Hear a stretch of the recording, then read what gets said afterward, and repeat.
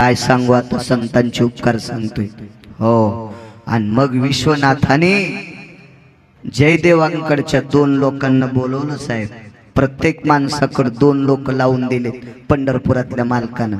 तू अंधारात पाप कर, उजेडात कर, दिवसा कर, रात्री कर, बायकोला न सांगता कर, माईल न सांगता कर, बापाला न सांगता कर, पोरायला न विचारता कर, पाहुण्या राहुण्याला कळू देऊ नको। तरी हरामखोरा तुझ्या सोबत 2 माणसं आहेत, त्या दोघांचं नाव आहे चित्र आणि गुप्त। प्रत्येकाकडे 2 यायच्या पेनची शाई संपत नाही, त्यांचा कागद पावसात भिजत नाही, उन्हाळ्यात वाळत नाही आणि हिवाळ्यात कुरकडत नाही, असा कागद आहे त्या लोकांकडं। पुन्हा त्याला चष्मा लावायची गरज नाही, लाईट लावायची गरज नाही, सूर्याच्या प्रकाशाची नाही, चंद्राची नाही, त्या अंधाराला भेट नाही। ते कवा लेखन सुरू ठेवते पापाची की पुण्याची, हे बोलून घेतले। ए या इकडं, थरथर कापू लागले चित्रगुप्त। याचं द्या सगळं बायोडाट्याचं वर्णन।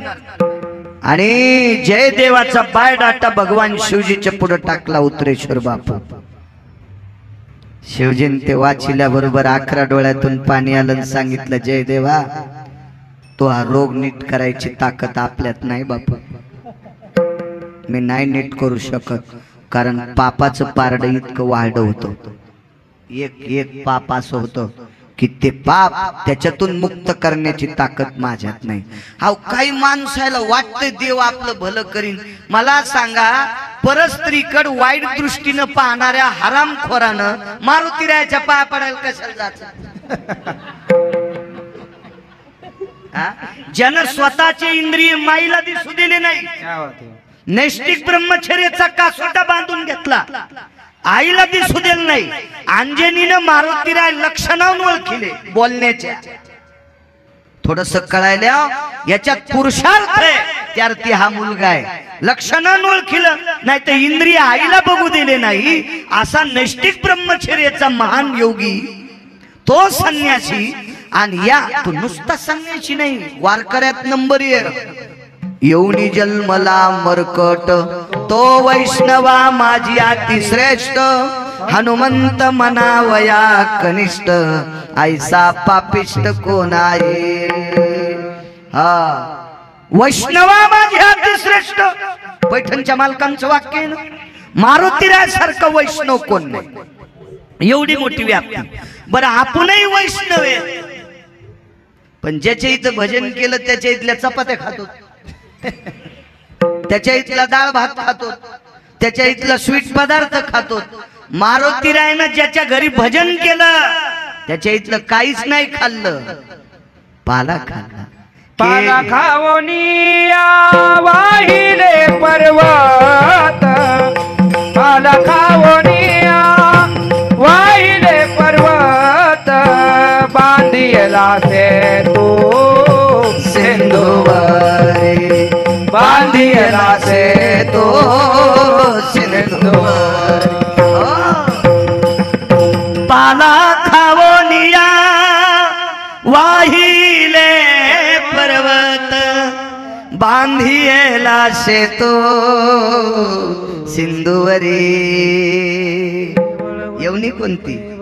केवळ वनीचे रवनचर, पाले खावीर वानर, चारी मुक्ती त्यांच्या किंकर, सवे सुरवर वंदिते। 4 मोक्ष दास्या देशमुख व पाला खाल्लाय।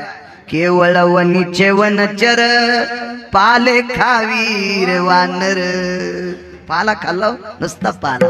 चारी मोक्ष त्यांचे किंकर, 4 मोक्ष सलोकता, समीपता, सायुज्यता। चारीला 4 मोक्ष दास्या, सवे सुरवर वंदिते। 33 कोटी देवता वंदन करायच्या, काय भक्ती हो। आणि त्या मारुतीरायनं विस्त्यासारखं जीवन जपलं, आणि इकडं तिकडं थुत्र खुपसणाऱ्या त्याच्या दर्शनाला जा, अंगाव मंदिर पडन नालाय का तुया। तू अंत्यविधी करायचं काम नाही, मंदिरात त्या दगडात ठोकावं लागल तुला. कशाला बोंबलत चालला तिकडे? काही काही पापा शेष की ते पापाशी करता येत नाही. विठाला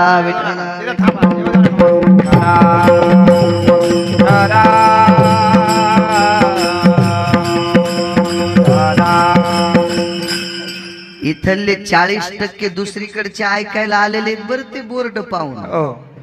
गिरगावचा बाळू इथे म्हणून विठाला विठाला.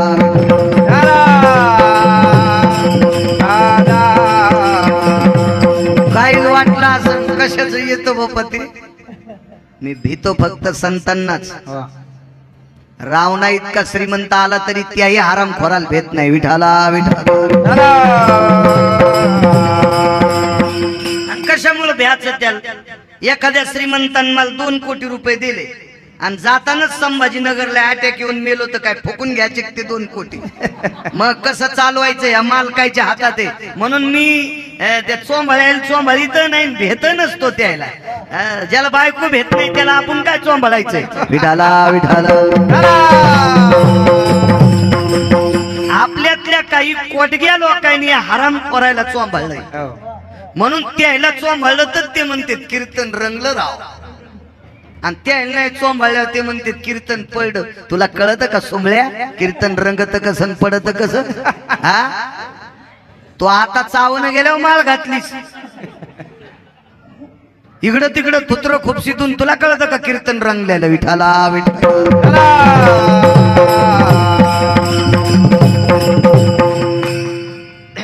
काय अधिकार मारुतीरायांचा? चुका असते एखादी. भगवान शिवजीनं चित्रगुप्ताकडून परिपत्रक घेतल्याच्या नंतर सांगितलं तुमचा कुष्ठ माझ्याच्यानं दुरुस्त होऊ शकत नाही. जयदेवानी लोटांगण घातलं, शिवलिंगाला कवटाळलं, सांगितलं देवा असा एखादा वैद्य नाही का हो? या पृथ्वीवर एखादा डॉक्टर नाही का?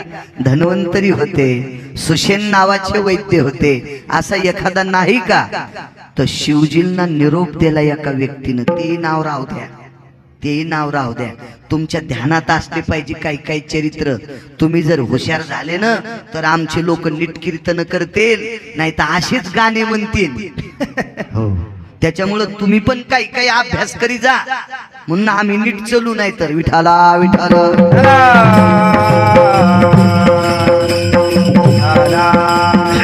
योग असा आला, शिवजींना निरोप मिळाला आणि शिवजींनी सांगितलं देहू आळंदी परिसरामध्ये, देहू आळंदी परिसरात एक वैद्य आहे आणि त्या वैद्याकडे तुम्ही जा. त्या गावाचं नाव होतं केंदूर. केंदूर, केंदूर नावाचं गाव. हो. आणि मग सुषेण ते जयदेव नावाची व्यक्ती काशी विश्वनाथापासून चालत चालत भुले बुवा केंदूरला आले. केंदूरला आल्याच्या नंतर शिवजींनी नाव लिहून दिलं. कान्होराज पाठक नावाची व्यक्ती आहे आणि हा डॉक्टर तुमचा कुष्ठ दुरुस्त करेल. आता तुमच्या परिसरातलं गाव असल्यामुळे 700 वर्षापूर्वी केंदूरची काय प्रगती असेल? 700 वर्षापूर्वी असेल कसल्याचं घर साहेब? कौलाची घर, पत्रे पण नाही तर नव्हतेच ना पत्रे. 700 वर्षापूर्वी खापराची कौल होती, साधं घर. आणि एका व्यक्तीला विचारलं वैद्यराज कान्होराज पाठक यांच्याकडे जायचं. नाव ऐकल्यावर गावातलं एक फुसकने हसू लागलं. लय लोकायला घरच्याचा इटन शेजाऱ्याचा भांगली टाचतो. अजून बी आपल्यात अशा काही हरामखोर जाती येतात, आपले संत झाकून ठुले हो आणि दुसऱ्याच्या डोक्यावर घेऊन नाचायले. इतके दम नाही कीर्तनायला, दम नाही भागवतायला, दम नाही रामायणाला, दम नाही दिंड्यायला, तरी हे 1-2% हे किडके सोंग नीटच होईनच. विठाला विठाला विठाला. तुम्हाला एक सांगू का, या प्रांतातल्या लोकांनी ज्ञानोबराय तुकोबरायच्या व्यतिरिक्त परमार्थ करणं मूर्खपणाचा कळस आहे. ज्ञानोबराय तुकोबरायचा परमार्थ म्हणजे वाघिणीचं दूध आहे. आणि वाघिणीच्या दुधात चपाती भिजल्यावर एक जण म्हणला कांदा आहे का? कांदे आहे. तो आकलीचा कांदा कुठे गेला रे? कांदे आहे. वाघिणीच्या दुधात चपाती खाल्ल्यावर देशमुख कांदा काय करायचा? आणि दुधात संग कांदा खात असतात का? इतके काही कांदे भाईकालेले. ज्ञानोबरायचा परमार्थ म्हणजे वाघिणीचं दूध आहे. हा, कशाला सोंग करायचे? नवरात्रात मी 9 दिवस उपास धरते पण एकादशी धरीत नाही. वा, तू चुड्यालनी चावता. हा, तू 9 दिवस उपास धरती पण एकादशी धरीत नाही. वा, तू ज्याला भेटशील त्याला पण यमनार काल टाकेल. काय नाटको. मला एक जण भेटला म्हणे आपण 9 दिवस चप्पल घालीत नाहीत, गादीवर बसत नाही. हा, 9 दिवस उपास धरतो आणि दसरा झाल्यावर घोरपडी धरितो. किती हरामखोर जन्माला आले वा आपल्याकडं. किती हरामखोर. लोकांना नाव ठेवू नका, आपल्यातले दुरुस्त करा. करणे पाखंड खंडन. विठाला विठाला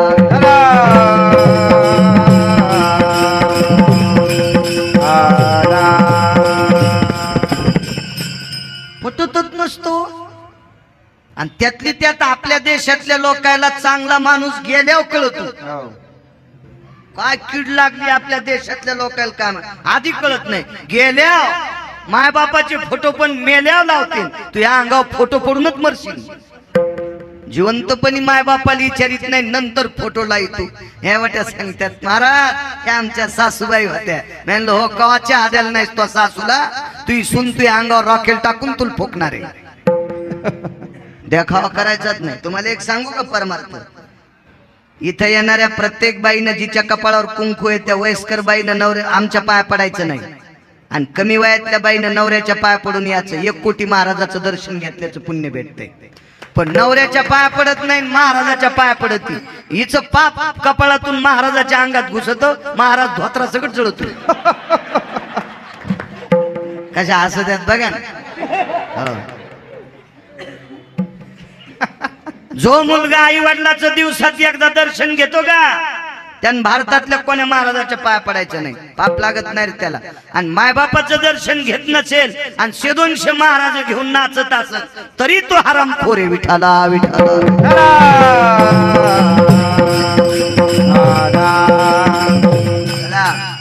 विचारला हो, कान्होराज नावाचे वैद्यराज ते म्हणले आमच्या गावात कान्होराज एकटेच ते लेकर सांभाळायले. नातू होते 1-2. आणि त्या जयदेवाला वाटलं संन्यासी छेतकाने कान्होराज. काही काही लोकांनी लग्न नाही केलं की लयच आवडत. नाथबाबांनी लग्न केलं नव्हतं का? आणि तुकोबारांनी लग्न केलं नाही का? नामदेवरांनी लग्न केलं नाही का? यमाच्या डोक्यावर पाय द्यायला नाही लोकांनी लग्न करून. पण लग्न केल्याच्या नंतर विधीने विषय त्यागात ते समान. सगळ्याच्या थुत्रीत आणायची ताकद यांच्यात होती. लग्न नाही केलं म्हणजे लय शहाणा असतो का? लग्न करून जगातल्या प्रत्येक स्त्रीला जर माय म्हणत असेल तर कोट्यावधी संन्याशाच्या बरोबरीचा असतो. एवढी मोठी ताकद असते.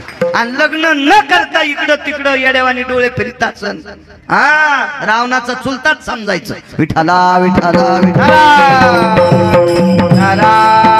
विठाला. लेकर पाय काय म्हणे आपलं नशीब फुटलं. आपल्याला विश्वनाथ बोलत येते आणि कुष्ठ दुरुस्त करण्यासाठी ह्या माणसाचं नाव सांगितलं. पण जयदेव जाऊ द्या म्हणले, नाव सांगितलं तर अशी कमरेल खोसलेल्या ते कसने होत्या पहिल्या पैसे. जिनच्या पॅन्टीवाल्याने काहीच हो म्हणू नका. तुम्हाला काय कसण्या कळत्यात? कसण्या फक्त वयस्कर लोकांना कळत्यात. कारण कागदाचे पैसे नव्हते वकील साहेब, ते सुरतीच पैसे होते. आणि ते कसणी आवळायची कमराल खोसायची. त्या कसनीच चिठ्ठी होती. आणि ती चिठ्ठी काढली अशी पाहिली आणि दाखवली. कान्होराज आपण का? हो, मी विश्वनाथापासून आलोय. कान्होराजांनी नातवांना तिथे एक दुसरा एक प्रकारे पण ते नाही सांगत, आपल्याला फक्त एकच सांगायचं उपकाराचं. नातवांना बाजूला केलं, कान्होराजांनी जयदेवाकडे बघितलं तर कान्होराजांच्या लक्षात आलं विश्वनाथाचा कृपा प्रसाद प्राप्त झालेला व्यक्ती आहे. आणि कान्होराजांनी भोलेबुवा जयदेवाच्या पायावर डोकं ठेवलं. जयदेव नावाच्या व्यक्तीच्या पायावर डोकं ठेवलं साहेब, तर त्या जयदेवाच्या पायाला आळ्या पडल्या होत्या. रक्त पू आणि घाणेरडी त्वचा कान्होराजांच्या कपाळाला लागली होती. कारण कान्होराज हे त्रिकाल ज्ञानी संत होते. कान्होराज म्हणजे कोण? माऊली महावैष्णव ज्ञानोबरायांच्या चिरापतीचं कीर्तन करण्याची ताकद ज्यांच्यात ते कान्होराज महाराज सामान्य नव्हते. हो, ज्ञानोबरायांच्या अगोदरचा काळ, काही दिवसापूर्वी एवढी मोठी प्रचंड विद्वान कान्होराज होते. हे तुमच्या परिसरातला एक सरदार भेटला होता त्यांना, आणि त्या सरदाराने विचारलं का हो आपल्याकडे परीस आहे म्हणे. तर कान्होराजांनी सांगितलं माझ्याकडे परीस नाही, मीच परीस आहे. तर ते सरदार जर शहाणं होतं, त्याला इतकं माहित होतं परिसाला लोखंड लागलं की सोनं होतंय, आपण तलवारच टोचून पाहू. काय सरदार शहाणं, म्यानीतून तलवार काढली आणि त्यांना टोचणार. ते म्हणले तुम्हाला सोन्याची करायची ना, टोचिता कशाला, नुसती धरा.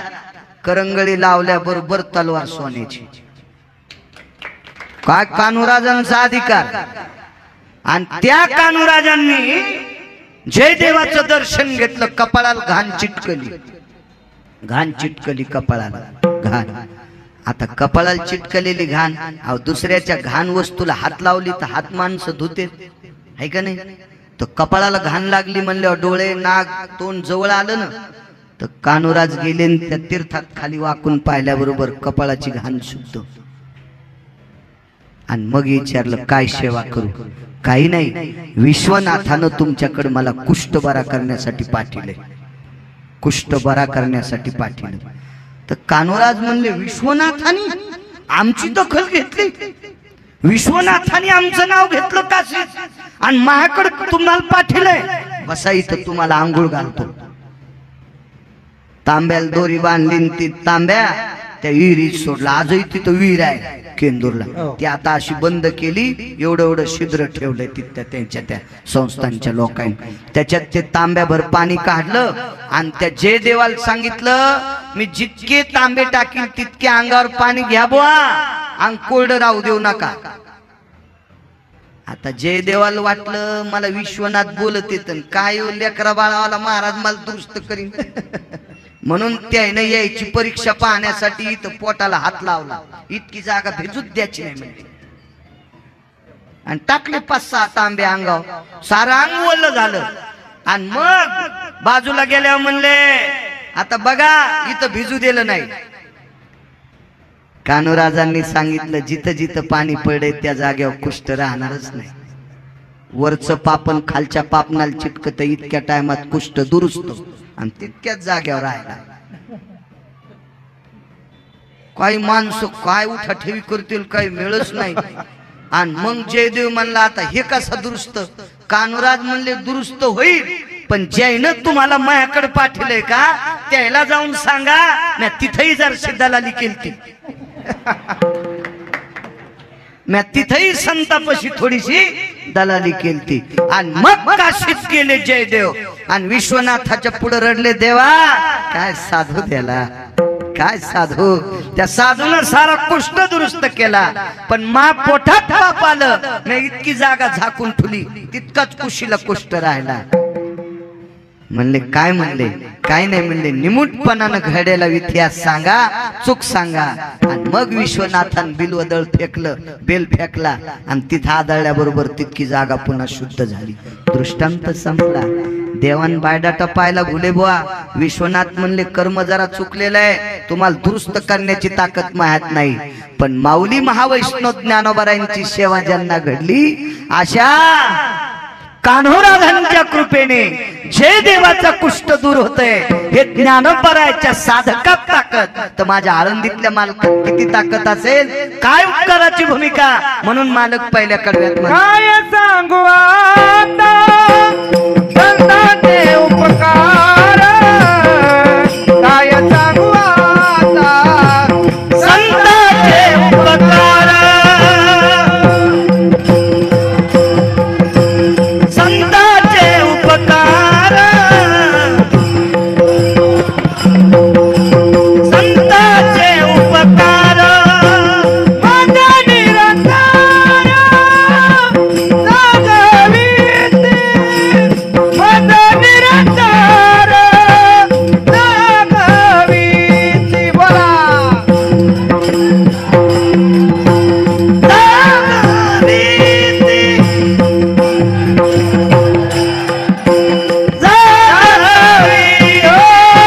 काय द्यावे त्याची, भावे उतराई, काय द्यावे त्याची, भावे उतराई, काय द्यावे त्याची, भावे उतराई, काय द्यावे त्याची, भावे उतराई.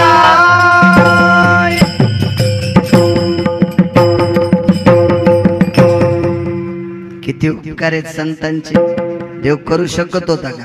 किती मिनिटं राहिले आपले. हा बर, एक सेकंदानं आधी सोडायचं नाही, पुढे बी एक सेकंद जायचं नाही. मापात पाप नसावा, देवाच्या दारात येत आपण. विठाला विठाला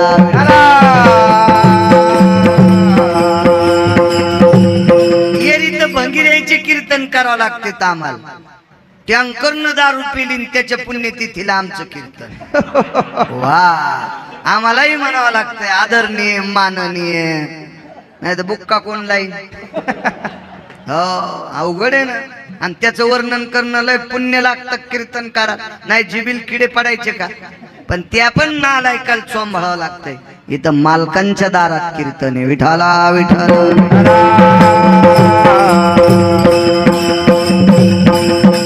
राजो, जे संत करू शकतात ते देवही करू शकत नाही. संतांचे उपकार तुमच्यावर माझ्यावर असतील नवल नाही.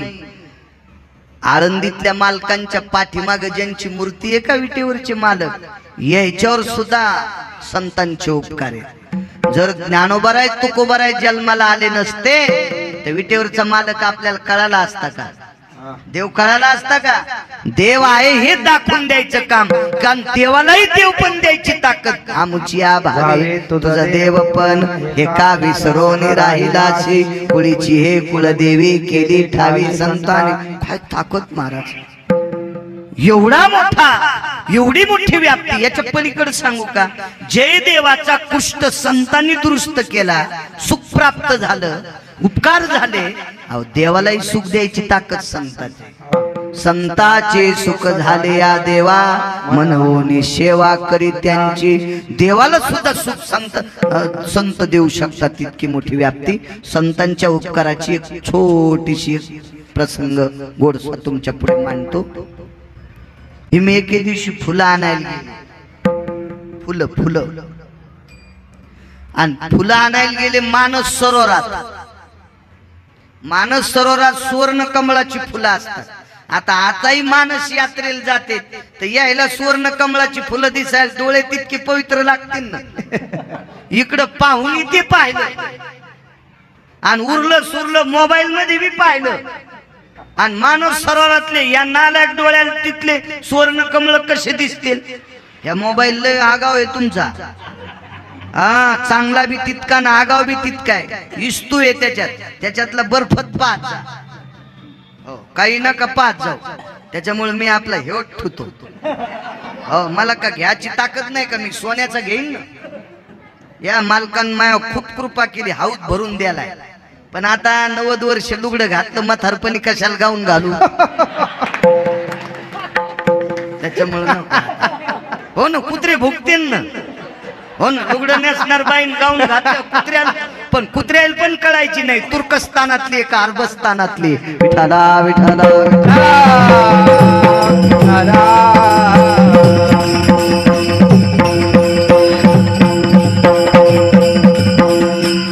एका घरी आम्हाला त्या पोरांनी चहा घ्यायला नेलं. मी काय चहा घेत नव्हतं. ते म्हणलं दूध घ्या. म्हणलं मी काय बोके नाही बुवा दूध प्या, दूध घेत नाही, पण घ्या म्हणलं काळा चहा. बसलो आणि ते कशाला कानी बाहेर गेलो आणि आम्हाला चहा घेऊन बाई आली गाऊनवर. अरे बाप रे म्हणलं नकोच बापा, आम्ही तसेच पळा. नको नको नको नको नको म्हणलं. हो मग 1.5 महिना ताप नाही गेली. डॉक्टरनं गोळ्या माणसाच्या दिल्या पावर वाढीला.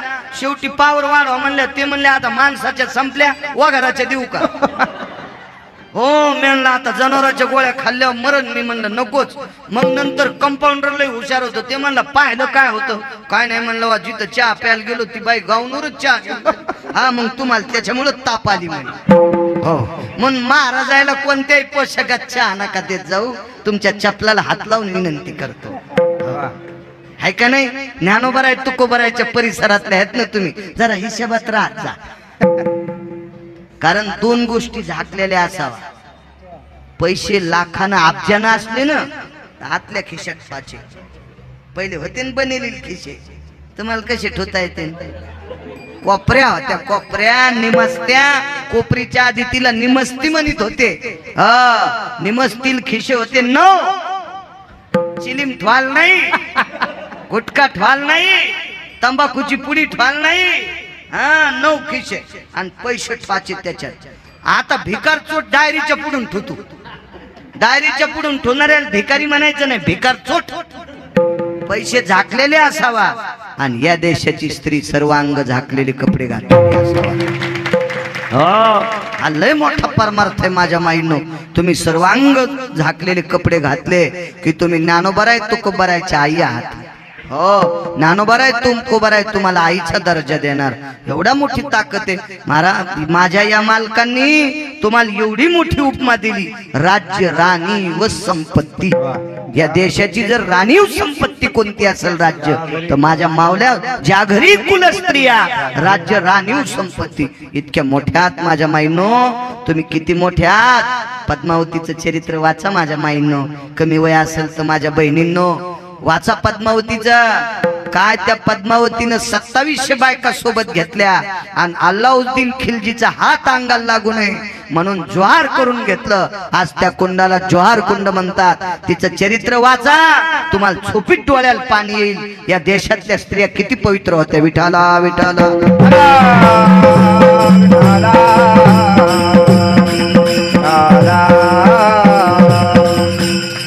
आणि मग फुलं आणायला पाठीलं दुर्योधनानं.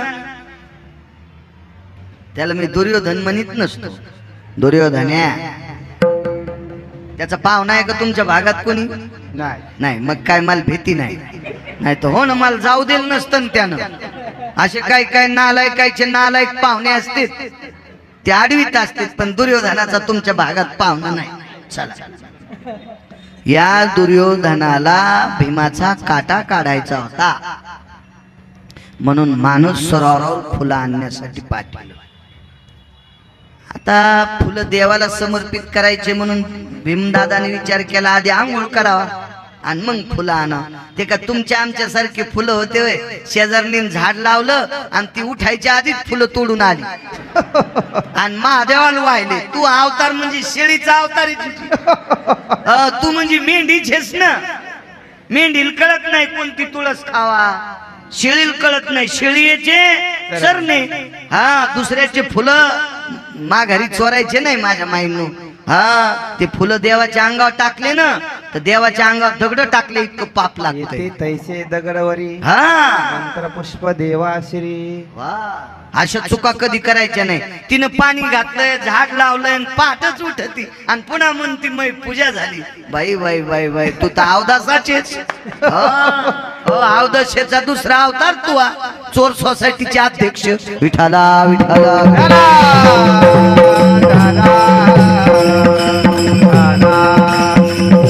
स्नान केलं. आता भीमाचं स्नान कसं असेल? भीमाल बळ होता 8000 नागाचं आणि भीमाच्या काकाल बळ होतं 9000 नागाचं. 10,000 नागाचं बळ कोणाला होतं सांगता येईल का?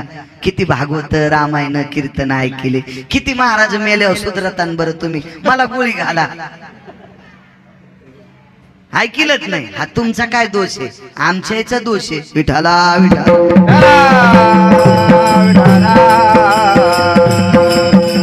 14,000 नागापर्यंत यादी. हा 14,000 पुढचे सांगितले असते, पण सगळ्या गोळ्या एकट्या घेतल्या की रिॲक्शन येत असते. त्याच्यामुळे बस झाल्या दोनच. पुन्हा कधी पाहू. विठाला विठाला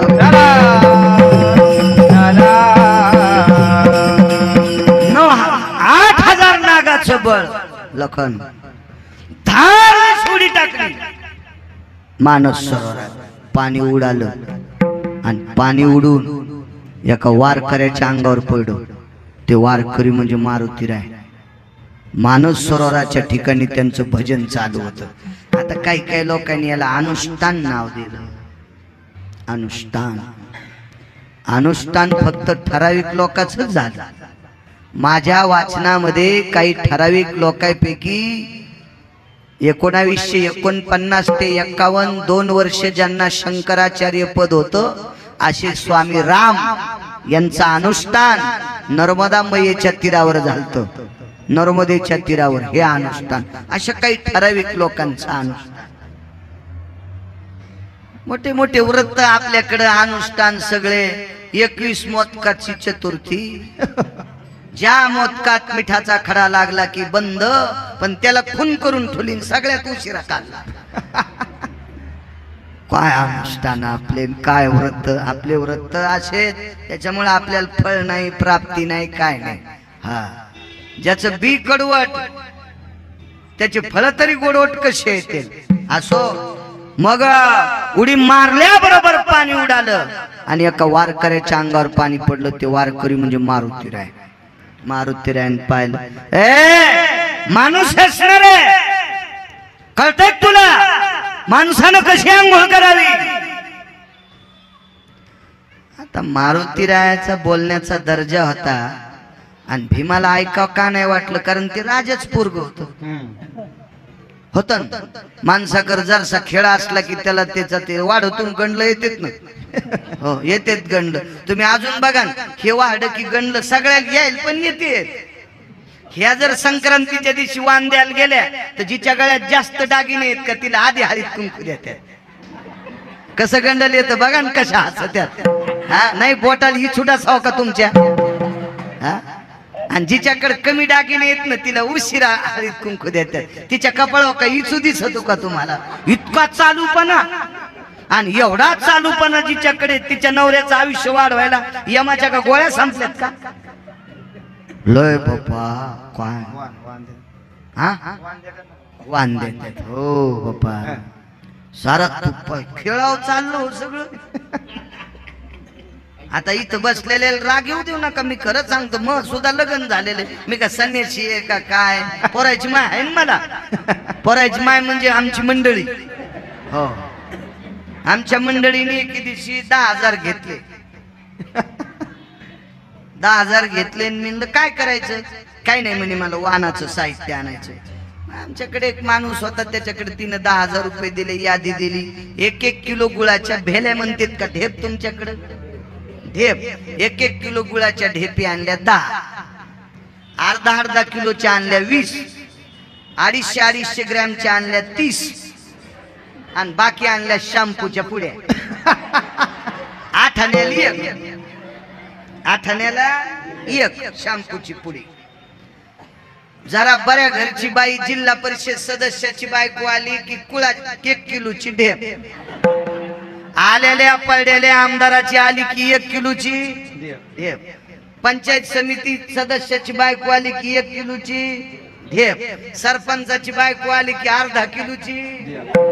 सदस्याची बायको आली की पावशेराची. आणि यायच्या डरावरची बायको आली की शॅम्पूची पुडी. मी म्हणलं होंडी वशीन, केस राहणार नाही तुला, केस डोक्याला. अशी एडपट बायको मला भेटली नाही. पण तुम्हाला राग येईल म्हणून तिचं नाव घेतलं. पण इमानदारीनं तुमचं सांगायचं हे लक्षात ठेवा. विठाला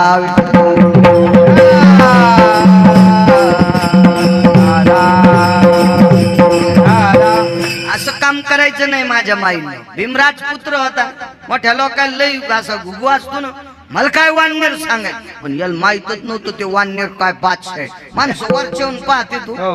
वरच्याहून एक जणाची टोपी इतकी कडक होती ऊस साळता येत होता म्हणजे कोयतही सरलं तर टोपीनच ऊस साळला इतकी कडक आणि पोरायची माग पिटत म्हणले 17 भाईच्या मिरच्यात वाढायची पाय आहे का नाही त्या टोपीचा वनवास इतके झकपक कपडे आणि बाय घरकार भरा असा कपड्यावर काय नसतं असं काही केलं ते आज पुट्टे विमान पुन्हा कुणी आणली मारुतीरायन सांगितलं तुला चांगल्या भाषेत सांगतो हा माणसासारखी आंघोळ कर भीमानला वानण्यार आणि मला काय सांगायचं पण माहितच नव्हतं वानण्यार काय भीमान तिसरी उडी आणली मारुतीरायन शेपटीला सांगितलं बाई पाय बरी याची सोय हळूच कुण शेपटी कमरेपासून पुढे सरकली आणि भीमान उडी टाकल्याबरोबर भीमाच्या कमरेला येडा घातला भीम उडीत आणला आणि असा उभा आपटीला कमरा इतका मातीत गेला ते मारुतीरायची ताकद होती हनुमानेर पुछडी ती काय साधी शेपुटी वय कोल्या कुत्र्याची हा मारुतीरायची शेपटी आहे मारुतीरायची शेपटी इतकी बहादर एकाची चौकटी इकल्यावर 13-12 खासदार होता येत होतं कोणाची मायविली त्याच्या विरोधात फॉर्म भरायला अशा 14 चौकटी ज्याच्याकडे 7 कोटी चौकटी होत्या त्याच्या दाढींविषयी ह्याच शेपटीनं दुपारी जाळल्या हनुमंत महाबळी दाढी रावण काय रावण श्रीमंत रावण इलेक्शनला उभा राहिल्या अशा 1000 2000 3000 वाटीत नव्हता लाडकी होय बाई दिसली की नेकलेस देत होता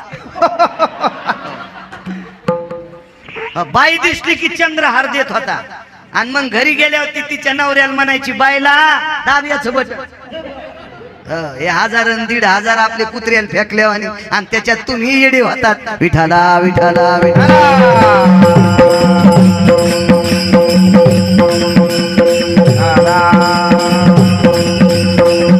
आणि तेवढ्या मोठ्या रावणाची दाढी मिशा जाळल्या काय शेपूट असं होती काय अधिकार असं मी मला वाटलं उगीच काय असा आपटिल्या बरोबर कमरा इतका मातीत गेला चालून चालून अंगोरी काढ भीम म्हणला आगावच काम मोठा आगाव काम आमच्या भागात एक पैलवान होत आणि ते पैलवान 2-3 जिल्ह्यात गाजलं 2-3 जिल्ह्यात त्याला वस्ताच नाही भेटला कोणी भेटलाच नाही हात तुझ्या सलामी द्यायला आणि त्याला कळालं पलीकडे जिल्ह्यात एक लय पैलवान भारी त्याला झालं मळमळ ते म्हणलं आपल्याला त्याला पाडायचं आणि याच्या संघ असेच ते 2-4 शब्द हालिनार येडपट काही लोक संघ असतेच ना असे दुर्ण उचले हे उचल्यामुळेच काही लोक नदीला गेले माणसं चांगले ठुले पाहिजे संघ कोणतं क्षेत्र असू द्या मग या पैलवाना संघ 2-3 असे उचले मायबापाला हाकलून दिले मायबाप कदारलेले हे म्हणले आपण त्याची सोय पाहू चला आणि त्या जिल्ह्यात ते गाव शोधलं त्या गावात पैलवान आणि त्या गाडीतून हे 2-4 अशी डुकरं उतरली ते आणि त्याची विचारलं या गावात पैलवान ते घरे म्हणले आता पैलवानाचं कौलाचं घर 2-3 पत्र 2-4 गाया 1-2 म्हशी आणि 3 त्याची आजी भाकरी करू लागली पैलवान गेलं गहू भिजवायला भिजीनं कळत ना दारे धरायला पाणी भरायला शेती होती ना त्याला मोटर चालू केली ना आपलं गेलो गहू भिजवायला आणि हे पैलवान त्याच्या संघ म्हणलं हे आजी पैलवान कोण आहे म्हातारी भाकरी करता करता म्हणली वाघा मा नातू म्हातारी होती 90 वर्षाची अशी गालाच्या झुरळ्या लोंबलेल्या हो म्हातारं होतं बाजाव बसलेलं तोळ हातासारखं कुकू लावलेलं अशी टिकली नव्हती म्हातारीला टिकल्याचं काय खरं असतं हो आम्ही एकदा पाहुण्याला भेटायला गेलो आणि जरशे रस्त्याने शितुडे आले आणि मग ते चांग भिजलं ना आमच्या घरच्या चेहरा पुसल्याबरोबर आणि तिथं मधात गेल्यावर एक पाहुणी म्हणली बाई तुझे मालक कवा गेले आणि टिकली गेली पदराला चिटकली टिकलीच नव्हती कपाळ ढवळ्या परातीवान दिसलं ते हो या कवा इष्ट त्याने टिकल्या सांगताच येत नाही मी असं हालू लागलो म्हणलं मी काऊन हालायलो मग नंतर कळालं टिकली पदराला चिटकली पदर हालायला म्हणून मी हालायलो कुंकुनावराचा असतंय ना ज्या त्या बाईचं आहे का नाही अशी इतकी येडपट बायको नाही गेले मैल हा मी रामदेव बाबाच्या आश्रमात गेलो असतो पेस्ट ऐकायला हा पण लगेच अंगाला काव लावली असते पण तुमचं सांगायलो टिकल्या लाई जा पण हिशाबात लाई नाहीत का पण वरी लाई जा खाली लाई जा लाईतात वरी काय कोंबडी बसवायची का अंडे घोरायला हा कीर्तन ऐकायला दम नाही, किती महाराज फुकल्यावर सुधरता तुम्ही, लावा न टिकल्या, आमच्या बी लावायला, पण वरी नाही जा. हे मध्यस्थान मालकाच्या आयुष्यवृद्धीचं लक्षण आहे. हो माझ्या माईनो, तुम्ही विनोद म्हणून नका ऐकू गिरगावच्या बाळाची वटवट. मी वाचून कीर्तन करतोय म्हणून तो कोणाच्या बापाला भेट नाही. एक जण म्हणला कीर्तन बंद होते, म्हणलं जाय सुंबळ्या, निघला पठ्ठ्या ऊस खुरपायला, विठाला विठाला.